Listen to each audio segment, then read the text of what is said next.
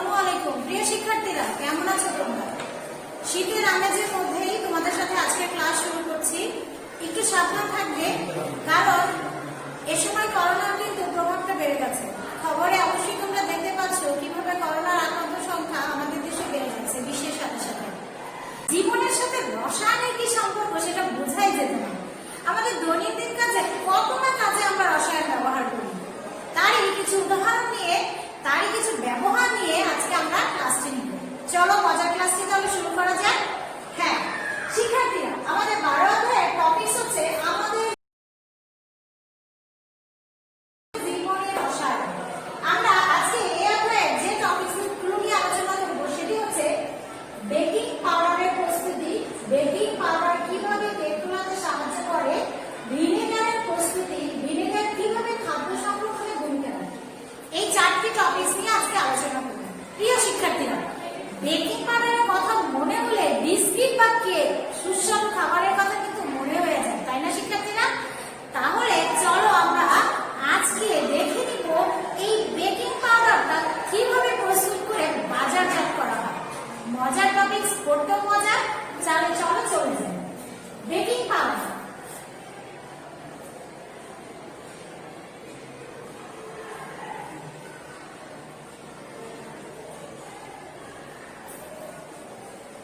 Baking powder bake করার কাজে ব্যবহৃত হয়, যার সংকেত হচ্ছে সোডিয়াম হাইড্রোজেন কার্বনেট, কিছুটা ক্ষারীয় ধর্মী পদার্থ।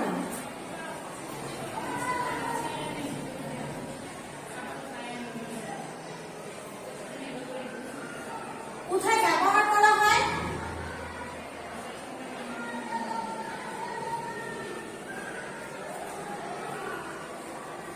বেকারি শিল্প, অর্থাৎ যেখানে বিস্কিট এবং কেক ইত্যাদি পদার্থগুলো তৈরি করা হয় সেখানে কিন্তু বেকিং সোডা ব্যবহার করা হয়ে থাকে।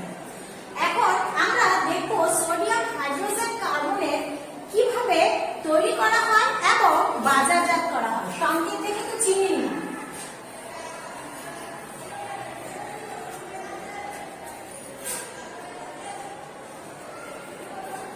প্রিয় শিক্ষার্থীরা, প্রস্তুতির জন্য তোমাদের কিছু উপাদানের দরকার হবে।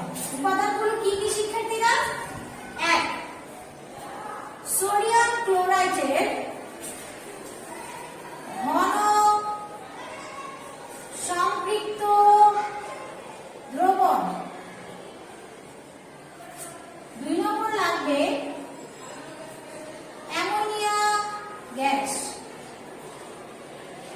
ক্যালসিয়াম কার্বনেট, আর পানি তো আছে। প্রথম কাজ, সোডিয়াম ক্লোরাইডের ঘন সম্পৃক্ত দ্রবণ, যার আরেক নাম হচ্ছে ব্রাইন। আবারও বলছি শিক্ষার্থীরা, সোডিয়াম ক্লোরাইড অর্থাৎ খাবার লবণের ঘন সম্পৃক্ত দ্রবণকে আমরা বলবো হচ্ছে ব্রাইন। এই সোডিয়াম ক্লোরাইডের ঘন সম্পৃক্ত দ্রবণের সাথে আমি অ্যামোনিয়া গ্যাসকে প্রথমে সম্পৃক্ত করব। কিভাবে করব? চলো প্রস্তুতি দেখি।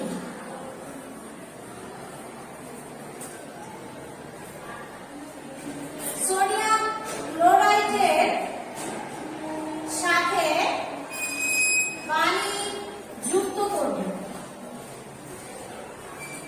উৎপন্ন হবে সোডিয়াম ক্লোরাইডের সম্পৃক্ত দ্রবণ। দ্বিতীয় কাজ শিক্ষার্থীরা, নিয়েছিলাম ক্যালসিয়াম কার্বনেট। ক্যালসিয়াম কার্বনেটকে তাপ দিব, উৎপন্ন হবে ক্যালসিয়াম অক্সাইড আর কার্বন ডাই অক্সাইড। এই কার্বন ডাই অক্সাইডকে আমরা ব্যবহার করব। এখানে কার্বন ডাই অক্সাইড, এই যে সোডিয়াম ক্লোরাইড দেখছো, এই সোডিয়াম ক্লোরাইড এটাকে কি করলাম? ক্যালসিয়াম কার্বনেটকে তাপ দিয়ে কার্বন ডাই অক্সাইড প্রস্তুত করে রাখলাম। 4 নম্বর 3 নম্বর কাজে এসে সোডিয়াম ক্লোরাইডের ঘন দ্রবণকে অ্যামোনিয়া দ্বারা সিক্ত করা হবে। তাহলে শিক্ষার্থীরা আমরা কি কি পেয়ে গেলাম? সোডিয়াম ক্লোরাইডের সম্পৃক্ত দ্রবণ, যেটাকে আমরা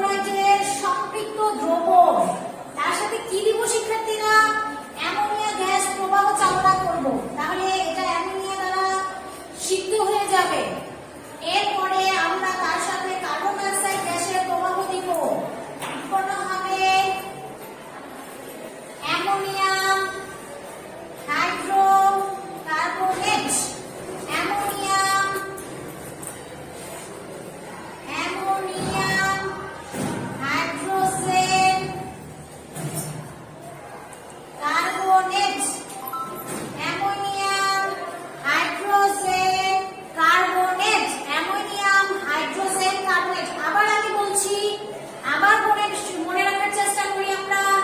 সোডিয়াম ক্লোরাইডের সম্পৃক্ত দ্রবণকে আমরা ড্রাই করব। এই ঘন সম্পৃক্ত দ্রবণকে অ্যামোনিয়া দ্বারা সিক্ত করব। সিক্ত করার পর কার্বন ডাই অক্সাইডের গ্যাসের প্রবাহ চালনা করব। কি প্রবাহ হবে শিক্ষার্থীরা? Ammonium hydrogen carbonate. এরপরের কাজ কি? সরি, এখানে পানি হবে। পানি, অ্যামোনিয়া আর কার্বনেট মিলে উৎপন্ন করবে অ্যামোনিয়াম হাইড্রোজেন কার্বনেট। এইবার আমরা এই দ্রবণের সাথে অ্যামোনিয়াম হাইড্রোজেন কার্বনেটের সাথে দিব সোডিয়াম ক্লোরাইড, উৎপন্ন হবে সোডিয়াম হাইড্রোজেন কার্বনেট। তাহলে কাজগুলো আবার করি। প্রথমে সোডিয়াম ক্লোরাইডের সম্পৃক্ত দ্রবণ প্রস্তুতি, সেটাকে অ্যামোনিয়া দ্বারা সিক্ত করব। সিক্ত করলে উৎপন্ন হবে সোডিয়াম ক্লোরাইডের সম্পৃক্ত দ্রবণ। এই যে সম্পৃক্ত দ্রবণ দ্বারা সম্পৃক্ত করলা, তাহলে আগে বিক্রিয়া করবে কে কে? পানি, অ্যামোনিয়া আর কার্বনেট। আবার বলছি, সোডিয়াম ক্লোরাইডের সম্পৃক্ত দ্রবণকে অ্যামোনিয়া দ্বারা সিক্ত করবে, করে কার্বন ডাই অক্সাইড চালনা করলে আমরা বেকিং পাউডার পাবো। কিন্তু বিক্রিয়া আগে কে করছে? বিক্রিয়া আগে করছে পানি, অ্যামোনিয়া, কার্বন ডাই অক্সাইড। পানি, ammonia, carbon die oxide, ammonium carbonate. Ammonium কার্বনেটের সাথে সোডিয়াম ক্লোরাইড বিক্রিয়া করে উৎপন্ন করবে sodium hydrogen carbonate. Sodium hydrogen carbonate. এই যে সোডিয়াম হাইড্রোজেন কার্বনেট আমরা পেয়ে গেলাম বেকিং পাউডার। এটা কি বাজারজাত করে ফেলবো? না, বাজারজাত করব না। উৎপন্ন বেকিং পাউডার কোন ধর্মী শিক্ষার্থীরা? ক্ষারীয় ধর্মী। উৎপন্ন বেকিং পাউডারটা হচ্ছে ক্ষারীয় ধর্মী। এই জন্য এর সাথে যুক্ত করা হবে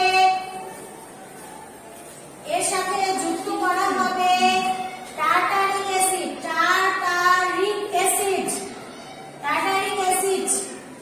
কি যুক্ত করে দেওয়া হবে? Tartaric acid. টার্টারিক অ্যাসিড যুক্ত করে দিয়ে, টার্টারিক অ্যাসিডের সংকেত কি? C4H6O6। C4H6O6 বাজারজাত করা হবে টার্টারিক অ্যাসিড মিশ্রিত করে, যাতে স্বাস্থ্যের জন্য কোনো হানিকর না হয়। তাহলে আবারও আমি বলছি, বাজারজাত করার পূর্বে বেকিং পাউডারের সাথে টার্টারিক অ্যাসিড মিশ্রিত করে শুকানো হয়, ড্রাই করা হয়, এরপরে সেটাকে বাজারজাত করা হয়। আশা করি তোমরা পারবে প্রস্তুতিটা। আবার সংক্ষিপ্তভাবে যদি বলতে হয়, সোডিয়াম ক্লোরাইডের গাঢ় সম্পৃক্ত দ্রবণ প্রস্তুত করবে, অ্যামোনিয়া দ্বারা সিক্ত করবে, এরপরে আমাদের তার মধ্যে কার্বন ডাই অক্সাইড চালনা করবে। কিন্তু বিক্রিয়া কে করবে? আগে পানি, অ্যামোনিয়া আর কার্বন ডাই অক্সাইড আগে বিক্রিয়া করে অ্যামোনিয়াম হাইড্রোজেন কার্বনেট প্রস্তুত করবে। আবার বলছি, কার্বন ডাই অক্সাইড, পানি আর অ্যামোনিয়া বিক্রিয়া করে উৎপন্ন করবে অ্যামোনিয়াম হাইড্রোজেন কার্বনেট। দেন অ্যামোনিয়াম হাইড্রোজেন কার্বনেট সোডিয়াম ক্লোরাইডের সাথে বিক্রিয়া করে আমাদের বেকিং পাউডার প্রস্তুত করবে। এই যে বিক্রিয়াটা দেখো, বিক্রিয়াটা আবারও দেখে নাও। পানি, অ্যামোনিয়া, কার্বন ডাই অক্সাইড বিক্রিয়া করে ammonium hydrogen carbonate. Ammonium hydrogen carbonate sodium ক্লোরাইডের সাথে বিক্রিয়া করে সোডিয়াম হাইড্রোজেন কার্বনেট বা বেকিং পাউডার প্রস্তুত করবে।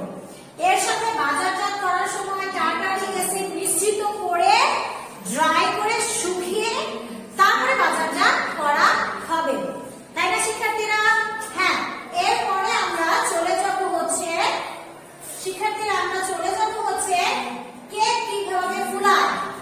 সোডিয়াম হাইড্রোজেন কার্বনেট সাথে মিশ্রিত আছে টার্টারিক অ্যাসিড। কেক বানানোর সময় মা কি করেন? আগে ময়দা নেন, ময়দা নেওয়ার পর ছাঁকেন, ছাঁকানোর পর ডিম, চিনি আগে বিট করেন। আর কেকের সাথে, কেকের যে ময়দা, সেই ময়দার সাথে আগে কয়েক চামচ বেকিং পাউডার দিয়ে নেন, তাই না? তাহলে এই বেকিং পাউডারের কাজ কি? অর্থাৎ যখন ময়দার সাথে বেকিং পাউডার মিশানোর পর চিনি, ডিম আর যদি কোকো পাউডার দেওয়া হয় বা চকলেট আইসক্রিমের জন্য চকলেট ফ্লেভার অথবা ভ্যানিলা ফ্লেভার যেটাই দেওয়ার দরকার মারা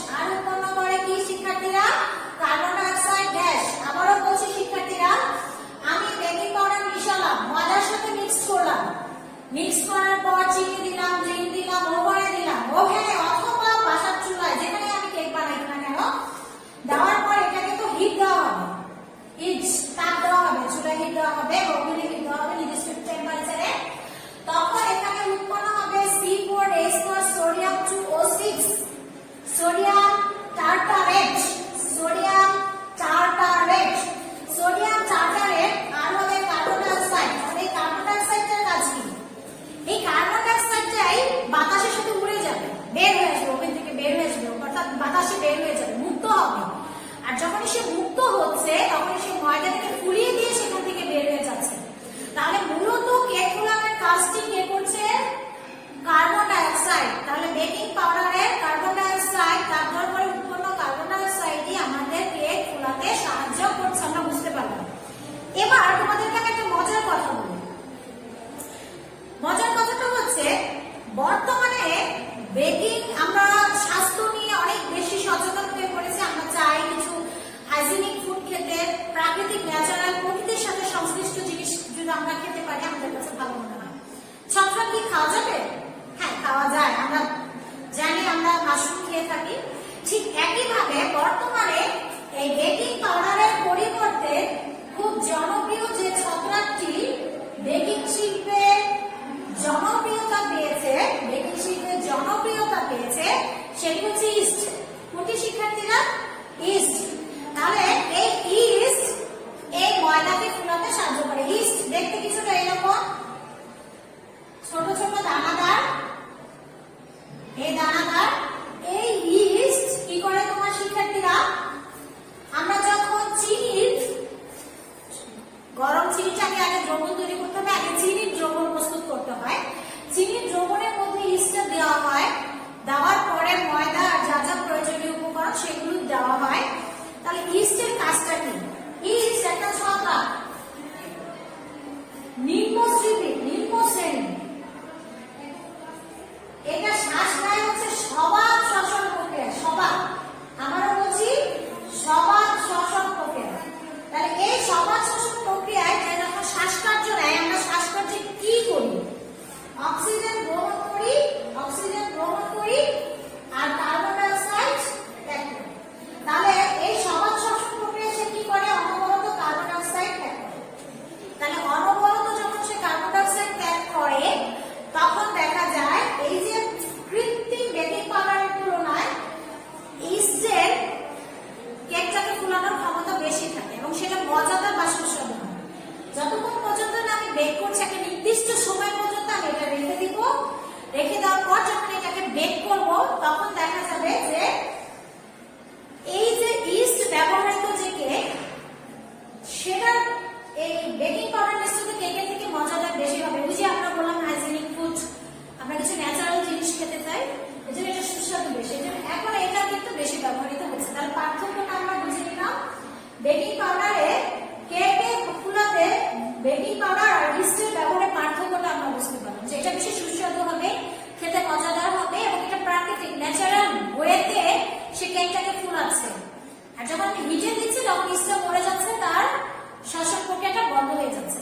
তাহলে এটা হচ্ছে তার পার্থক্য। আশা করি তোমরা এই দুটো প্রশ্ন পারবে এখন পরীক্ষায় আসে। সেটা কি? বেকিং পাউডারের প্রস্তুতি আর হচ্ছে বেকিং পাউডার কিভাবে কেক ফোলাতে সাহায্য করে, এই দুটো টপিক আমরা এখন পারবো ইনশাআল্লাহ। পারবো তো শিক্ষার্থীরা? হ্যাঁ, অবশ্যই পারবো। এখন আমরা চলে যাব হচ্ছে পরবর্তী টপিক, ভিনেগার। হ্যাঁ শিক্ষার্থীরা, ভিনেগারে চলে যাই। ভিনেগার ক্লাস 8 এ পড়েছিলা, তাই না? CH3COOH, এটার নাম কি শিক্ষার্থীরা? এটার নাম হচ্ছে ইথানয়িক অ্যাসিড। শিক্ষার্থীরা আরেকটা নাম আছে অ্যাসিটিক অ্যাসিড। এই ইথানয়িক অ্যাসিড বা অ্যাসিটিক অ্যাসিডের 4 থেকে 10% জলীয় দ্রবণকে ভিনেগার বলে। জলীয় দ্রবণকে ভিনেগার বলে। তাহলে আমরা শিক্ষার্থীরা ভিনেগার কি পরীক্ষা আসে কি লিখবো? কখনো 6 থেকে থাকে, সমস্যা নেই, 6 থাকে আবার 4 থেকে শুরু হয়। তাহলে আমরা বলবো অ্যাসিটিক অ্যাসিডের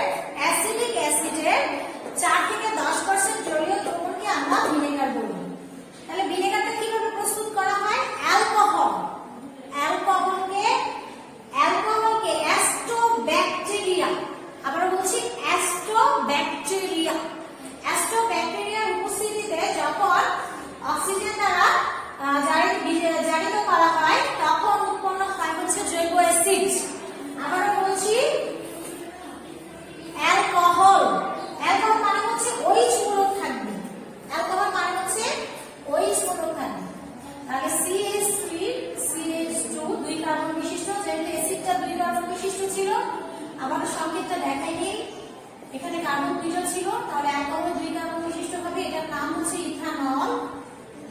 ইথানল OH মূলক আছে, এটার সাথে কার্বন ডাই অক্সাইড দিবে আর একটা ব্যাকটেরিয়া বা এনজাইমের উপস্থিতিতে এটাকে বলা হচ্ছে অ্যাস্ট্রোব্যাকটেরিয়া, অ্যাসিটোব্যাকটেরিয়া এনজাইম,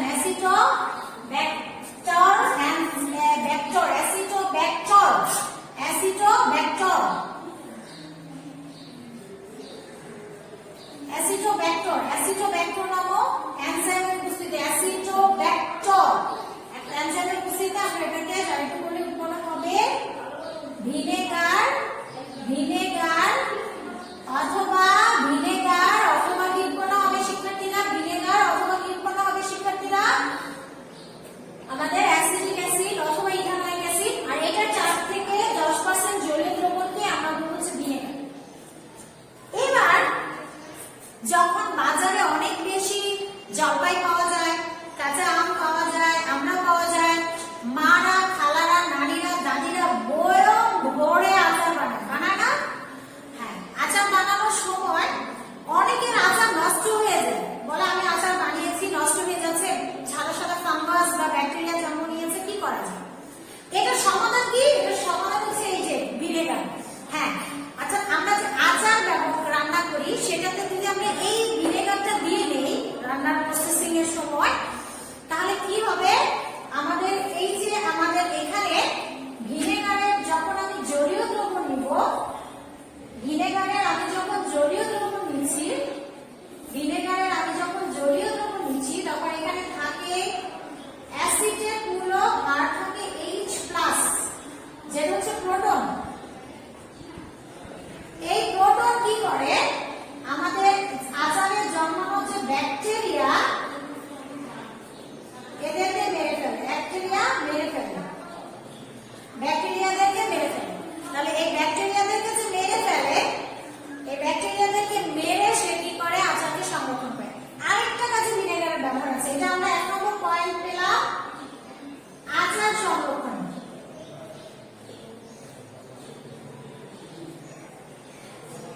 আরেকটা প্রয়োগ হচ্ছে খাদ্য দ্রব্য বা মাছ মাংস মেরিনেশন।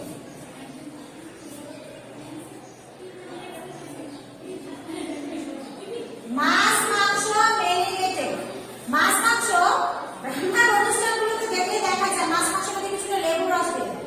ওই লেবুর রসের পরিবর্তে আমরা ভিনেগারও মাঝে মাঝে কিছু কিছু রান্নায় ব্যবহার করে। ভিনেগারটা ব্যবহার করে মাছ মাংসের মধ্যে এক্সট্রা যে চর্বির স্তর বা প্রোটিনের যে স্তরটা থাকে, সেই স্তরটাকে এই হাইড্রোজেন প্লাস আয়ন ভেঙে দেয়, ফলে মাছ মাংস নরম হয়ে যায়, সুস্বাদু হয়ে যায়। আজকে অনেক রান্না বান্না শিখছি, তাই না? হ্যাঁ, আসলেই তো জীবনের জন্য রসায়ন তুমি শিখবে না, জীবনে কি কি কাজে তুমি রসায়ন ব্যবহার করো। আমরা আজকে রান্না বান্না শিখছি, আগামী দিন হয়তো বা আমরা কাপড় এই ক্লাস কন্টিনিউ করবো আমরা 12 অধ্যায়ে, তখন হয়তো আমরা আরেকটু শিখবো, আরেকটু রান্নাটা শিখে নেই। একদম রান্না করলাম, কেক তৈরি করলাম, মাছ মাংস রান্না করলাম, খেলাম, খাওয়ার পরেও তো কিছু সমস্যা হয় না শিক্ষার্থীরা? কি সমস্যা হয়? খাওয়ার পরে যে সমস্যাটা হয়, মাঝে অনেক কাছে খুব ব্যথা হয়, বিয়ে বাড়িতে গেছি, পোলাও মাংস কোরমা খাওয়ার পরে এখন দেখা যাচ্ছে হজম হতে যাচ্ছে না, খুব কষ্ট হচ্ছে, হজমের সমস্যা হচ্ছে। কি খাও শিক্ষার্থীরা? একটা 7 আপ খেয়ে ফেলি। 7 আপ খেলে আমাদের হজমের ক্ষমতা বেড়ে যায়। দ্যাট মিন্স কি খাই? কোমল পানি। 7 আপ খাও, কোক খাও, আরসি খাও, আর যাই খাই না কেন, আমরা কি খাই? কোমল পানি। কোমল পানিতে একটা রাসায়নিক পদার্থ থাকে যার নাম হচ্ছে কার্বনিক। এই কার্বনিক অ্যাসিড কি করে শিক্ষার্থীরা? এই কার্বনিক অ্যাসিড তোমার খাদ্যের হজমের যে ডায়াগনস্টিক যে ক্ষমতা, সেই ডায়াগনস্টিক ক্ষমতাটাকে বাড়িয়ে দেয়, যে কারণে তুমি কি করো? তুমি স্বস্তি বোধ করো, তোমার হজমে সহায়তা হয়, তুমি ভালো করে তোমার সুবিধা হয়, তুমি একটা ঢিকুর তুলো, আরাম বোধ করো। তাহলে আমরা কোমল পানি কেন খাচ্ছি? আমাদের হজম